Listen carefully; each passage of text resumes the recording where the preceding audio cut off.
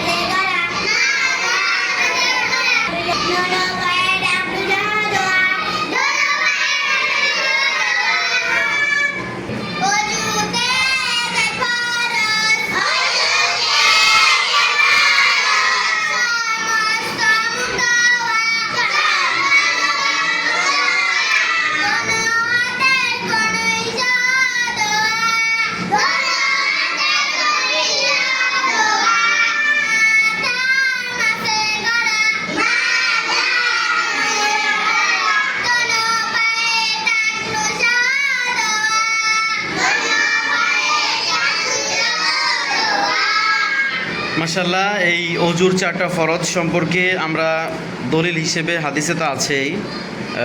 সবচেয়ে বড় দলিল হচ্ছে ঐশী বাণী মহাগ্রন্থ আল কোরআনের 55 নম্বর সূরা মাঈদার 6 নম্বর আয়াত আল্লাহ বলেছেন, ইয়া আইয়ুহাল্লাযীনা আমানু ইযা কুমতুম ইলাস সালাতি ফাগসিলু উজুহাকুম ওয়া আইদিয়াকুম ইলাল মারাফিক। এই ইমানদার, যখন তোমরা নামাজের জন্য দাঁড়াও তখন তোমাদের মুখমণ্ডল এবং 2 হাতের কনুই সহ ধৌত করো। ওয়ামসাহু বিরুউসিকুম ওয়া আরজুলাকুম ইলাল কা'বাইন, এবং তোমাদের মাথা মাসেহ করো এবং 2 পায়ের টাকনু সহ ধৌত করো। এই আয়াতের মাধ্যমে আমরা জানতে পারলাম অজুর ফরজ হচ্ছে 4টি।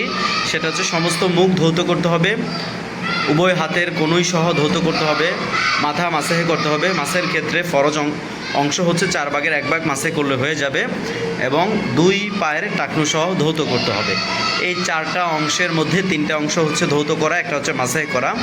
এই কাজগুলো যদি কেউ সম্পূর্ণ করে তাহলে তার অজু অর্জন হয়ে যাবে, পবিত্রতা অর্জন হয়ে যাবে।